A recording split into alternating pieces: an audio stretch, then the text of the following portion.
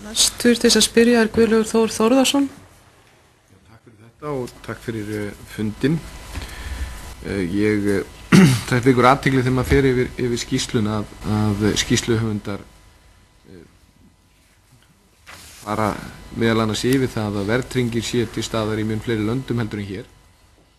Og reyndar í samantæktinu og annars staðar í skýrslunni þá kveða er svo fast orðið að þessi erlendir hagfræðingar að þær mæli sérstaklega með aukinni notkun verðtryggingar og skýrsluhöfundar niðurstaða þeirra er í rauninni mjög skýr. Þeir telja að kostirnir séu þeir að verðtryggingar að það þýði lægri fjármagnskostnað, auki fjölbreytni fjárfestingarkosta, hvetji til sparnaðar, auki trúverðugleika hagstjórnar og auðveldi útgáfu skuldabréfa til langs tíma. Ásamt því að það þýði að verðtryggð skuldabréf muni minnka hættuna á óviljandi eignatilfærslum. Og ég verð nú viðurkenna það að mér kom nú óvart hvað þetta var afdráttarlaus niðurstaða hjá skýrsluhöfundum og er það örugglega eitthvað sem væri hægt að ræða sérstaklega og sérstaklega fannst mér þessi erlendi vinkill vera áhugaverður því hann hefur verið þvert á það sem við rætt hér í umræðinni. Ég tel hins vegar afskaplega mikilvægt að við aukum fjölbreytnina og aukum framboð á óverðtryggðum fjárfestingarkostum. Og að væri nú ekki nema annað, ráðherra fór hér yfir áðan að hann myndi nú ekki mæla með því að fólk færi í óverðtryggð lán og þau stæði til boða. En ég held að væri mikilvægt þó var ekki annað heldur að maður myndi svo átta sig á því hvaða vextir eru þar á ferðinni. Því að ég held að menn hafi almennt vanmetið verðbólgu þáttinn í verðtryggingunni. Og ég vildi því spyrja ráðherra, er ríkisstjórnin sem er með lungan af íbúðalánum í gegnum íbúðalánasjóð, hvernig er ríkisstjórnin að koma til móts við það og auka fjölbreytnina með óverðtryggðum með lánum? Já, þakka fyrir þetta. Það er alveg rétt sem að þingmaðurinn nefndi að ýmsir fræðimenn hafa talað fyrir því að auka útbreiðslu verðtryggðra skuldabréfa og hafa velt því fyrir sér meðal annars af hverju þau hafa ekki náð meir útbreiðslu þar sem þau eru í boði. Það má til dæmis minna á að í Bandaríkjunum eru gefin út verðtryggð ríkisskuldabréf en það eru sáralítil viðskipti með þau þannig að þau eru ekki nema örlítil brot af þeim skuldabréfum sem að bandaríski ríkiskassin notar til þess að fjármagna sínar lántökur. Og það má enda líka nefna dæmi frá Evrópu þar sem eru til verðtryggð ríkisskuldabréf meðal annars í evrum en þau eru tiltölulega lítið notuð þannig að þetta er svona jaðarafurð á erlendum fjármálamörkuðum nema í löndum eins og Íslandi þar sem verðbólga hefur verið mjög landlæg mjög lengi eða menn hafa verið illa brenndir af verðbólgu. Þannig að það má kannski segja að þessi að horfa á vandan einmitt frá hinum endanum. Þar er mikill markaður með óverðtryggð skuldabréf en sáralítill með verðtryggð og menn vilja þá auka vægi síðari kostsins. En við erum með mjög mikið af verðtryggðum skuldabréfum en lítið af óverðtryggðum langtíma skuldabréfum. Það er mikið af skammtíma skuldabréfum óverðtryggðum en langtíma markaðurinn er mestu verðtryggður og það væri að mörguleyti æskilegt fyrir Ísland ef að við ferðumst í þá átt að óverðtryggð langtíma skuldabréf væru raunhæfur valkostur, það væri virk verðmyndun með þau og það væri hægt að eiga viðskipti með þau svona tiltölulega vandræðalítið eins og með verðtryggðu bréfin og því ná menn í sjálfu sér með ýmsu. Eitt er að ná bara almennt stöðuleika í verðlagi og væntingum manna verðbólgu en það er svo sem að það gera fleira líka og það er rétt að benda á það sem hefur verið gert. Til dæmis hefur verið talsverð vinna lögð í það að búa til óverðtryggð langtíma skuldabréf og búa til markað með þau og félagsmálaráðherra hefur kynnt að vonir standi til þess að það verði hægt að bjóða upp á óverðtryggð íbúðalán frá íbúðalánasjóði og ég held að það sé alveg virðingavert að gera það og það kann að vera að einhverjir vilji frekar taka slík lán heldur en verðtryggð. Það kann að vera skynsamlegt að hafa kannski hluta af sínu fasteignaláni óverðtryggt og hluta verðtryggt, þó að ég geti ekki mælt með því að svona venjulegu launamaður sem að kaupa hús sem að í einhverju eðlilegu hlutfalli við það tekjur sem hann hefur, að hann taki alla áhættuna af því að hafa allt óverðtryggt. Næsti talsmaður talsmaður Sjálfstæðisflokksins, gjörðu svo vel. Já, takk fyrir þetta og takk fyrir fína umræðu sem mörguleiti hefur verið upplýsandi hjá ráðherra og það fannst ráðherra vera hreinskilinn í sínum svörum og ýmislegt sem hér kom fram sem að getur nýst okkur í umræðinni. Ef við erum að tala hins vegar verðtrygginguna almennt, þá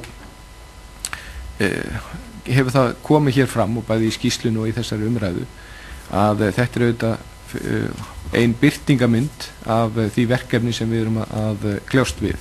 Stóra einstaka máli þetta í mínum huga og okkar, að það í fyrsta lagi það skammtímamál sem afskaplega brýnt, að það að koma til móts við heimili sem á orðið fyrir mikilli skuldaaukningu vegna kerfishrunsins og það er efni í sérstakan fund að ræða það.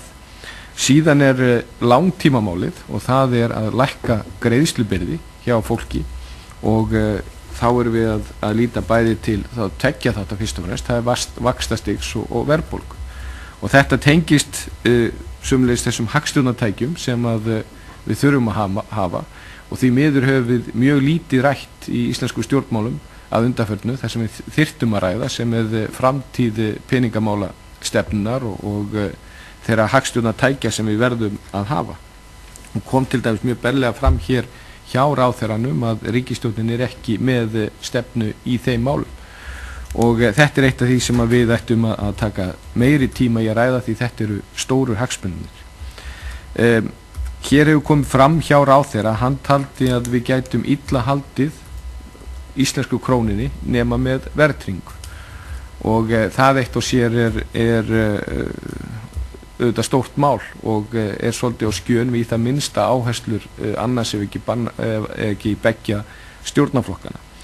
Ég held hins vegar að það sé afskaplega mikilvægt núna og ef við tölum hvað við getum gert strax, og ég hvet ráðherra og ríkisstjórn til þess að ganga kröftugar fram í því, heldur kom fram hér í svörum ráðherrans, að það að auka framboð á óverðtryggðum fjárfestingarkostum. Það afskaplega brýnt að gera það sem allra fyrst af mörgum ástæðum, og eins og ég nefndi áðan, þó væri ekki annað heldur en það að menn sæju það skýrt hvað menn væri að áætla verðbólgun og þar að leiðandi vaxtastig í framtíðinni. Og ég efast ekki það að það myndi hafa margvísleg jákvæð áhrif. En við tæmum þessa umræðu ekki hér, ég vil bara að þakka fyrir hana, en ég held að þessi fundur sýni svo ekki sé vilst að okkur veitir ekki að því að ræða þetta betur og ítarlegra, og það áhyggjuefni að við erum ekki með stefnu í þessum málum. Næstur Guðlaugur Þór, gjörðu svo vel.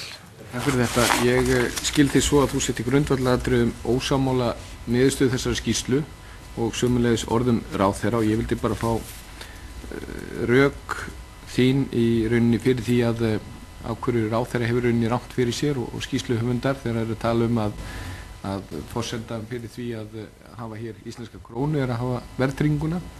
Það annað, og síðan hitt að því að ef ég skildi rétt að þá viltu afnema verðtryggingu líka aftur á bak, og það hefur komið fram í skýrslunni og sömuleiðis í ummælum ráðherra að það myndi þýða hærri vexti fyrir lántakendur. Og ég veit að þú ert múin að rekna þetta vel út. Hvaða vexti myndir þú sjá til dæmis á 30 ára lánum þá sem eru núna í gangi og í framtíðinni? Já, ég var mjög ósammála ráðherranum margt, en það auðvitað erfitt að deila við hagfræðinga eins og hann þetta, og ég fagnaði því að fleiri hagfræðingar eru nú farnir að deila þessum efasemdum. Meginatriðið að deila tjóninu milli neytenda og lánveitenda ef að forsendur standast ekki verðbólgu. Ég lét líka reikna út að þú spyrðum vexti, ef að 8% verðbólga væri og 30 ára lán, að þá þyrfti 30% vexti til þess að standa undir þessu. En afnám afturvirkt á verðtryggingu hefði nú svo sem ekki rökstutt nema vegna forsendubrests 2008. Guðlaug Þór, gjör svo vel. Ég tek undir þakkir til hagsmunasamtaka heimilana fyrir þeirra störf. Þetta skamur tími sem við höfum og ég vildi bara spyrja út í það sem að ég tel að þið séu ósammála ráðherrann og ég spurði talsmann neytenda hér áðan. Það annars vegar að ráðherra taldi að við gætum ekki verið með krónuna sem við verðum að hafa, hvort sem okkur líka betur verið næstu árin, nema að hafa verðtryggingu og þá kannski bara rök ykkar gegn þeirri staðhæfingu og síðan hitt hvernig þið sjáu það fyrir ykkur í framkvæmd að afnema verðtrygginguna og þá sérstaklega aftur á bak ef ég skil ykkur rétt að það sé stefna hagsmunasamtakanna og þá nefna kannski vaxtastig í því samhengi. Talsmann neytenda nefndi hér 30% vexti á 30 ára á láni ef ég misskildi hann ekki en það verður gott að fá ykkar sjónarmið á þessum tveim þáttum. Annars vegar hvernig getum við viðhaldið haft krónu þegar ekki verðtrygging og hins vegar hvernig menn sjá þetta í framkvæmd og hvaða vaxtastig væri á lánum ef við myndum afnema verðtrygginguna. Já, svo er þessu að hagsmunasamtök heimilana líkt og talsmaður neytenda vill að verðtrygging sé numin af neytendalánum. Það er hvergi í heiminum boðið upp á verðtryggð neytendalánum á Íslandi svo ég bæst veiti. Þannig að okkar barátta snýst það að afnema verðtryggingu á neytendalánum, verðtrygging má vera á öðrum lánum eins og hver vill hafa. Þannig að við erum bara að tala um það að breyta hlutakerfisins. Við höfum verið talsmenn þess að trappa verðtrygginguna niður, þannig að setja þak, 4% þak, fara með neyri 3, 2, 1 og 0 á einhverjum árafjölda og leið færa íbúðalánakerfið yfir í óverðtryggt kerfi, svipa því sem annars vegar í Noregi og hins vegar í Danmörku, sækja hugmyndi til Norðurlandana og vera með það. Við erum líka með þær hugmyndi, svipað eins og talsmaður neytenda hefur nefnt, að leiðrétta forsendubrest lánana frá 2008 með því að láta þetta afturvirka þakið vera afturvirkt til 1. 2008. Það mun þýða á bilinu 16-18% leiðréttingu á þessum lánum og við teljum að það þurfi bara að finna leið til þess að gera það. Við erum ekki með hagfræðiteymi til þess að hjálpa okkur. Við erum bara sjálfboðalegum samtök og erum bara að vinna þetta eftir bestu getu. Við höfum ekki lausnir á öllu.